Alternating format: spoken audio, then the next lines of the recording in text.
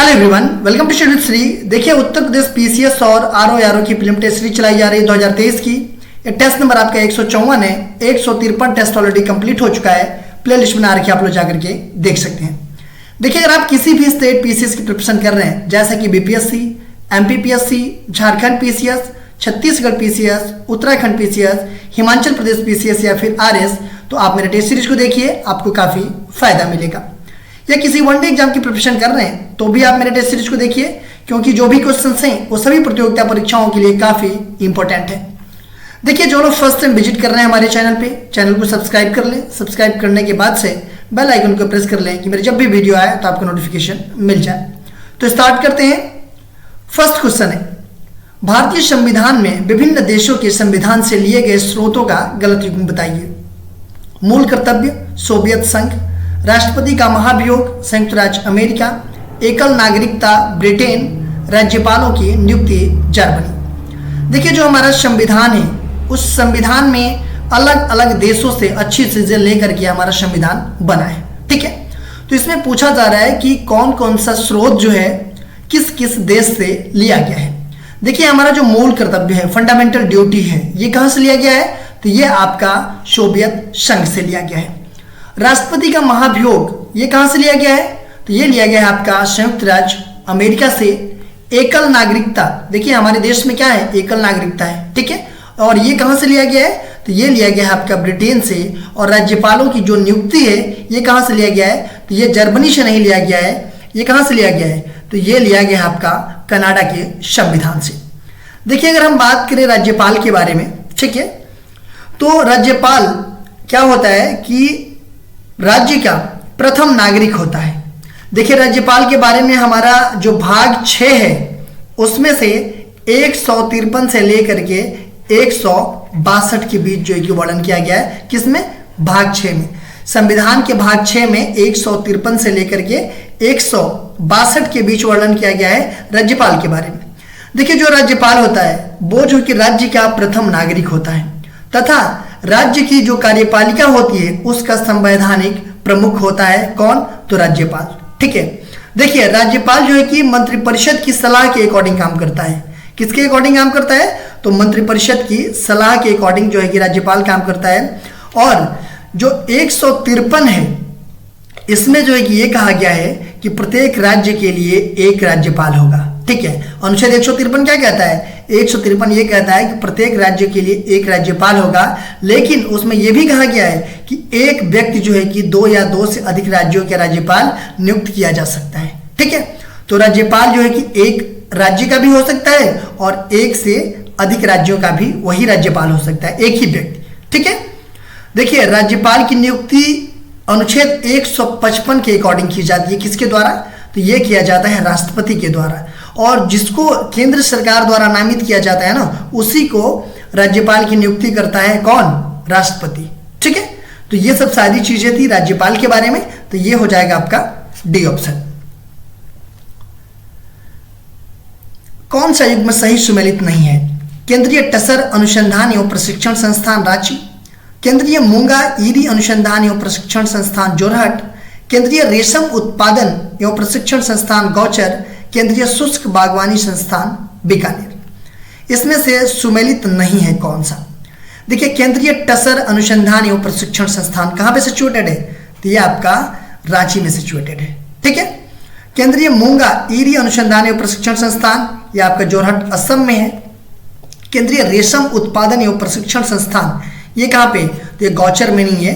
केंद्रीय रेशम उत्पादन एवं प्रशिक्षण संस्थान ये है आपका बरहामपुर मुर्शिदाबाद पश्चिम बंगाल में। और केंद्रीय शुष्क बागवानी संस्थान कहाँ पे है? यह है आपका बीकानेर में। तो इसमें सुमेलित नहीं है, मतलब कि गलत कौन सा है? तो यह है आपका सी ऑप्शन। निम्नलिखित में से किस वाद में उच्चतम न्यायालय ने धारणा प्रस्तुत की उद्देशिका संविधान का भाग है? यूनियन ऑफ इंडिया बनाम डॉक्टर कोहली, बनारसी दास बनाम स्टेट ऑफ यूपी, बोमई बनाम union of India, Malak Singh बनाम स्टेट ऑफ पंजाब। पूछा जा रहा है कि वह कौन सा वाद था जिसमें उच्चतम न्यायालय ने यह धारणा प्रस्तुत किया कि उद्देशिका संविधान का भाग है। देखिए, जब संविधान लागू हुआ था हमारा, तो स्टार्टिंग में काफी इसमें दुविधा था कि उद्देशिका जो है वो संविधान का भाग है या नहीं है। बहुत सारे ऐसे केस थे उसमें ये बोला गया कि उद्देशिका जो है कि संविधान का भाग नहीं है, लेकिन कुछ ऐसे केसेस हैं जिसमें यह भी बोला गया कि उद्देशिका संविधान का भाग है। तो वही पूछा जा रहा है कि इसमें से कौन सा केस था जिसमें यह बोला गया कि उद्देशिका संविधान का भाग है। तो वो केस था आपका बोमई बनाम union of India. C option आपका सही है। देखिए, जो बोमई बनाम यूनियन ऑफ इंडिया था, इसके मामले में उच्चतम न्यायालय ने यह कहा था कि उद्देशिका संविधान का एक अभिन्न अंग है। ठीक है, देखिए इसके अलावा एक काफी फेमस केस है। कौन सा केस है? तो केशवानंद भारती बनाम केरल राज्य। ठीक है, जो 1973 का ये केस है, केशवानंद भारती बनाम केरल राज्य। इसमें जो है कि उच्चतम न्यायालय ने अपने ही पहले के निर्णय को उलटते हुए ये कहा कि उद्देशिका संविधान का अंग है और संविधान में उसका वही स्थान है जो कि अन्य उपबंधों का है। ठीक है, उद्देशिका के बारे में जो है कि केशवानंद भारती बनाम केरल राज्य ये बोला था। ठीक है, देखिए उसमें यह भी बोला था केशवानंद भारती बनाम केरल राज्य कि उद्देशिका में संशोधन किया जा सकता है लेकिन मूल ढांचे के अलावा किया जा सकता है। ठीक है, देखिए उद्देशिका के बारे में एक और केस था, गोलकनाथ बनाम पंजाब राज्य प्रकरण। ठीक है, इसमें जो न्यायमूर्ति हिदायतुल्लाह जी हैं, उन्होंने जो हमारा संविधान की उद्देशिका है, प्रस्तावना है, इसको जो कि संविधान की मूल आत्मा कहा है। ठीक है, तो ये हो जाएगा आपका सी ऑप्शन। भारतीय संविधान का कौन सा भाग और अध्याय संघ और राज्यों के बीच विधायी संबंध के बारे में है? भाग 11 और अध्याय 1, भाग 11 और अध्याय 2, भाग 12 और अध्याय 1, भाग 12 और अध्याय 2। भारतीय संविधान का कौन सा भाग है और कौन सा अध्याय है जो कि संघ और राज्यों के बीच विधायी संबंध के बारे में बात करता है? ठीक है, तो कौन सा भाग है और कौन सा अध्याय है? तो वो है आपका भाग 11 अध्याय 1। देखिए, अगर भाग 11 की हम बात करें तो इसमें आपका 245 से लेकर के कहाँ तक है? 245 से लेकर के 263 तक है। ठीक है, 263 तक, जिसमें भाग मतलब ये भाग 11 का जो 1 है, इसमें आपका है 245 से लेकर के कितने तक है? तो 245 से लेकर के 255 तक है। ठीक है, 255 तक, 245 से लेकर के 255 अध्याय 1 में है। देखिए, भाग 11 अनुच्छेद 245 से लेकर के 263 तक है, लेकिन जो अध्याय 1 है उसमें 245 से लेकर के 255 तक है अध्याय 1 में, और 256 से लेकर के 263 तक किसमें है? ये है आपका अध्याय 2 में। देखिए, जो अध्याय 1 है भाग 11 का, इसमें जो है कि संघ और राज्यों के बीच विधायी संबंध के बारे में बात किया गया है, और जो भाग 11 का अध्याय 2 है, इसमें किसके बारे में बात किया गया है? तो प्रशासनिक संबंधों के बारे में बात किया गया है। यहाँ पूछा जा रहा है कि ये संघ और राज्यों के बीच जो विधायी संबंध है, इसके बारे में, तो ये हो जाएगा आपका ए ऑप्शन। गलत युग की पहचान कीजिए। अनुच्छेद 343 संघ की राजभाषा, अनुच्छेद 348 उच्चतम व उच्च न्यायालयों की भाषा, अनुच्छेद 344 राज्य भाषा के संबंध में आयोग, और अनुच्छेद 345 हिंदी भाषा के विकास के लिए निर्देश। देखिए, इसमें से आपको गलत युग्म बताना है। ठीक है, जो अनुच्छेद 343 है, ये किसके बारे में बात करता है? तो अनुच्छेद 343 बात करता है संघ की राजभाषा के बारे में। अनुच्छेद 348 की हम बात करें तो इसमें क्या चीजें हैं? तो इसमें उच्चतम न्यायालय और उच्च न्यायालय में और जो अधिनियम होते हैं, जो विधेयक होते हैं, उनमें जो भाषा प्रयोग की जाती है उसका वर्णन किया गया है आपका अनुच्छेद 348 में। तो ये भी सही है। अनुच्छेद 344 की अगर हम बात करें, ठीक है, तो इसमें राजभाषा के संबंध में आयोग, संसद की समिति के बारे में वर्णन किया गया है, तो ये भी आपका सही है। अनुच्छेद 345 क्या कहता है? अनुच्छेद 345 का संबंध जो है कि राज्य की राजभाषा या भाषाएं से है, न कि हिंदी भाषा के विकास के लिए निर्देश से। 345 किसके बारे में है? तो 345 से का संबंध है राज्य की राजभाषा या भाषाएं के बारे में, और हिंदी भाषा के विकास के लिए निर्देश ये किस अनुच्छेद में दिए गए हैं? तो ये दिया गया है आपका 351 अनुच्छेद में। ठीक है, तो गलत कौन सा है? तो ये आपका डी ऑप्शन है। निम्न अफ्रीकी देशों में कौन सा मकर रेखा पर नहीं पड़ता है? Madagascar, Mozambique, Botswana, Somalia. देखिए कुछ अफ्रीकी देशों का नाम दिया गया है, इसमें से पूछा जा रहा है कि मकर रेखा पर नहीं पड़ता है। ठीक है, ये सारे अफ्रीकी देश हैं। ठीक है, इसमें पूछा जा रहा है कि मकर रेखा पर नहीं पड़ता है। देखिए मकर रेखा पर आपका मेडागास्कर भी पड़ता है, मकर रेखा पर मोजाम्बिक भी पड़ता है, अफ्रीका देश है। बोत्सवाना ये भी आपका मकर रेखा में पड़ता है। और सोमालिया की हम बात करें तो ये भी अफ्रीकी देश है, बट ये जो है कि विषुवत रेखा पर पड़ता है, ना कि मकर रेखा पे। ठीक है, तो गलत कौन सा है? ये आपका डी है। निम्नलिखित में से कौन महाराष्ट्र में अवस्थित नहीं है? बालाघाट श्रेणी, हरिश्चंद्र श्रेणी, मांडव श्रेणी, सतमाला पहाड़ी। पूछा जा रहा है कि महाराष्ट्र में अवस्थित नहीं है। देखिए बालाघाट श्रेणी कहाँ पे सिचुएटेड है? ये भी आपका महाराष्ट्र में है। ठीक है, हरिश्चंद्र श्रेणी ये भी आपका महाराष्ट्र में है। मांडव श्रेणी ये आपका महाराष्ट्र में नहीं है, ये आपका जो है कि गुजरात में पड़ता है। ठीक है, और सतमाला पहाड़ी कहाँ पड़ता है? तो ये भी आपका महाराष्ट्र में पड़ता है। ठीक है, तो इसमें पूछा जा रहा है कि महाराष्ट्र में अवस्थित नहीं है, तो वो है आपका मांडव श्रेणी, ये गुजरात में सिचुएटेड है। पश्चिमी हिमालय की शीतोष्ण पेटी में निम्नलिखित में से किस एक वृक्ष का बहुमूल्य पाया जाता है? सिल्वर फर, नीला पाइन, देवदार, चीड़। पश्चिमी हिमालय की शीतोष्ण पेटी में पूछा जा रहा है, पश्चिमी हिमालय की शीतोष्ण पेटी में किस एक वृक्ष का बहुमूल्य पाया जाता है? मतलब जो पश्चिमी हिमालय की जो शीतोष्ण पेटी है उसमें कौन से वृक्ष जो है कि बहुतायत में पाया जाता है?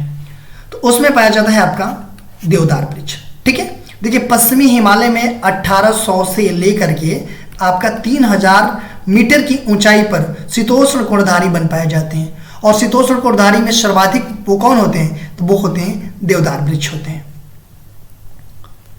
किस वेद को भारतीय संगीत का जनक माना जाता है? ऋग्वेद, सामवेद, यजुर्वेद, अथर्ववेद। पूछा जा रहा है कि किस वेद को भारतीय संगीत का जनक माना जाता है? किस वेद को माना जाता है? तो ये माना जाता है सामवेद को।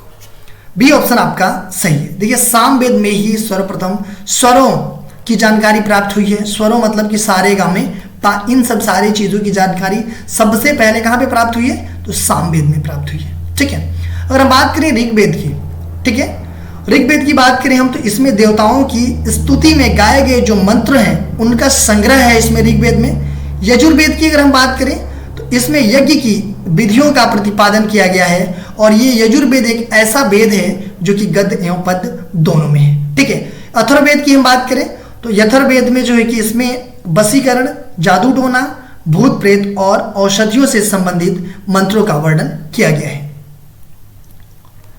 गलत युग की पहचान कीजिए। हिंदुस्तान अकादमी इलाहाबाद, भारतीय भवन पुस्तकालय इलाहाबाद, राज्य हिंदी संस्थान मथुरा, मोतीलाल नेहरू बाल संग्रहालय लखनऊ। देखिए इसमें से आपका गलत युग बताना है। हिंदुस्तान अकादमी कहाँ पे सिचुएटेड है? इलाहाबाद में है। भारतीय भवन पुस्तकालय ये भी आपका इलाहाबाद में है। राज्य हिंदी संस्थान ये कहाँ पे है? तो ये मथुरा में नहीं है, ये आपका वाराणसी में है। ठीक है, और मोतीलाल नेहरू बाल संग्रहालय कहाँ पे है? तो ये आपका लखनऊ में है। तो इसमें गलत कौन सा है? सी ऑप्शन है। भारत में जैवमंडल आरक्षित क्षेत्र एवं उनके राज्य क्षेत्र का गलत युग बताइए। शेषाचलम पहाड़ी Andhra Pradesh, cold desert Himachal Pradesh, Nokrek Meghalaya, अगस्त्यामलाई biosphere reserve Sikkim. देखिए जैवमंडल जो आरक्षित क्षेत्र हैं उनके बारे में बात की जा रही है और उनसे संबंधित राज्य क्षेत्र के बारे में गलत युग बताना है। शेषाचलम पहाड़ी कहाँ पे पड़ता है? ये आंध्र प्रदेश में पड़ता है। जैवमंडल आरक्षित क्षेत्र है शेषाचलम पहाड़ी। कोल्ड डेजर्ट ये भी आपका जैवमंडल आरक्षित क्षेत्र है, ये हिमाचल प्रदेश में पड़ता है। नोकरेक ये कहाँ पड़ता है? ये भी पड़ता है आपका मेघालय में। और अगस्त्यामलाई बायोस्फीयर रिजर्व ये सिक्किम में नहीं पड़ता है, ये केरल और तमिलनाडु में पड़ता है। ठीक है, तो ये हो जाएगा आपका गलत, डी ऑप्शन। निम्नलिखित में से अंतिम मौर्य सम्राट कौन था?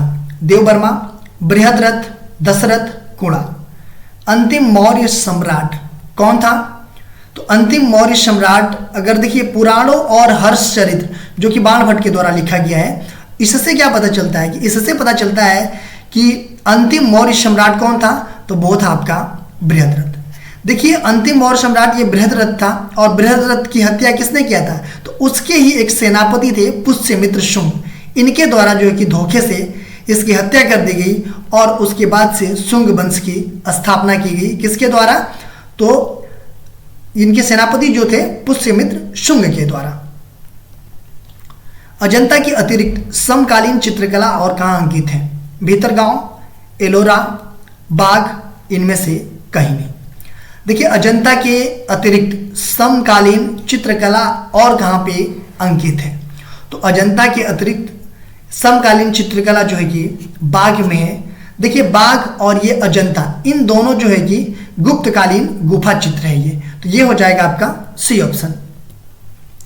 निम्नलिखित में से कौन सी नदी मकर रेखा को 2 बार काटती है? Zambezi, orange, Amazon, Limpopo. पूछा जा रहा है कि निम्नलिखित में से कौन सी नदी मकर रेखा को 2 बार काटती है? तो वह कौन सी नदी है? तो वो नदी है आपका लिम्पोपो नदी।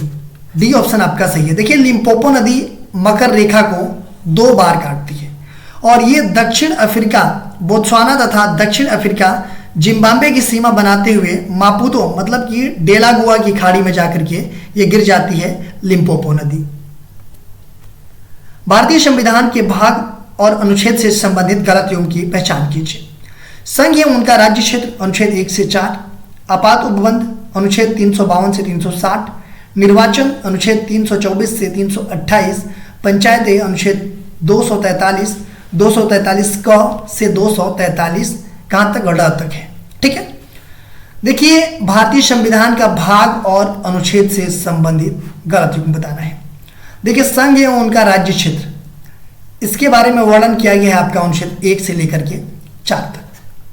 आपात उपबंध, इसका वर्णन किया गया है अनुच्छेद 352 से लेकर के 360 के बीच। निर्वाचन, निर्वाचन का उल्लेख किया गया है आपका 324 से लेकर के 329 तक। 324 से लेकर के 329 तक जो है कि किसके बारे में वर्णन किया गया है संविधान में? तो निर्वाचन के बारे में वर्णन किया गया है। ठीक है। पंचायतें, पंचायतें की बात करें हम तो इसमें जो है कि 243 क से लेकर के 243 ड तक पंचायतों का वर्णन किया गया है। तो ये हो जाएगा आपका कौन सा? इसमें गलत है, तो ये होगा आपका सी ऑप्शन। देखिए क्वेश्चन पूछा गया था आप लोगों से पिछले वीडियो में कि निम्नलिखित में से किस शासक ने धर्मबुद्धि झील का निर्माण करवाया? कैंपेगौड़ा प्रथम, देवराय प्रथम, राजराज प्रथम, देवराय द्वितीय। पूछा जा रहा है कि कौन सा शासक जो है कि धर्मबुद्धि झील का निर्माण करवाया था? तो किसने करवाया था? तो कैंपेगौड़ा प्रथम के द्वारा करवाया गया था। देखिए विजयनगर साम्राज्य के अंतर्गत एक सामंतीय राजा थे, और कैंपेगौड़ा प्रथम, इन्होंने 1537 ईस्वी में बेंगलुरु शहर की स्थापना किया। मतलब इनके द्वारा ही बेंगलुरु शहर की स्थापना किया गया, और जो बेंगलुरु शहर की स्थापना किया गया था उसका नाम जो है कि इन्हीं के परिवार के देवता थे केम्पपा। ठीक है, केम्पम्पा, इनके नाम पर जो है कि रखा गया। और धर्मबुद्धि झील का भी निर्माण जो है कि किसने करवाया? तो इन्होंने ही करवाया। देखिए आज का क्वेश्चन है कि 8वीं पंचवर्षीय योजना के अंतर्गत योजना आयोग ने भारत को कितने कृषि जलवायु प्रदेशों में विभक्त किया है? 10, 15, 20, 25। 8वीं पंचवर्षीय योजना के अकॉर्डिंग जो योजना आयोग था पहले था, वो भारत को कितने कृषि जलवायु प्रदेशों में विभक्त किया है? इसका आंसर आप लोगों को कमेंट बॉक्स में बताना है। इसका आंसर मैं नेक्स्ट वीडियो में आप लोगों को बताऊंगा। देखिए आप मेरे चैनल को सब्सक्राइब कर लीजिए। सब्सक्राइब करने के बाद से बेल आइकन को प्रेस कर लीजिए कि मेरी जब भी वीडियो आए तो आपको नोटिफिकेशन मिल जाए। मेरा दूसरा चैनल है श्री जीएस पॉइंट, आप इसको भी सब्सक्राइब कर लीजिए। फेसबुक पे मेरा पेज है स्टडी विद श्री के नाम से, और study with Shri 25 and Shri GS point ये हमारी इंस्टाग्राम की आईडी है, और स्टडी विद श्री ये टेलीग्राम का हमारा चैनल है। आपको डिस्क्रिप्शन में मिल जाएगा इन सब सारे का लिंक। इन सब सारे पे क्लिक करते ही आप यहाँ पे पहुँच जाएंगे। तो इन सब सारे जगहों से कनेक्ट हो जाइए, क्योंकि इन सब सारे जगहों पे स्टडी से रिलेटेड चीज़ें पोस्ट की जाती है, जिससे आप लोगों को फ़ायदा पहुँच सकता है। दोस्तों वीडियो अच्छी लगती है तो आप लोग एक लाइक कर दिया कीजिए, एक अच्छा सा कमेंट्स कर दिया कीजिए, अपने दोस्तों में शेयर जरूर किया कीजिए। अगर वीडियो अच्छी नहीं लगती है तो आप लोग डिसलाइक कर दिया कीजिए, और कमेंट बॉक्स में मुझे बताइए डिसलाइक क्यों किया। वीडियो देखने के लिए धन्यवाद।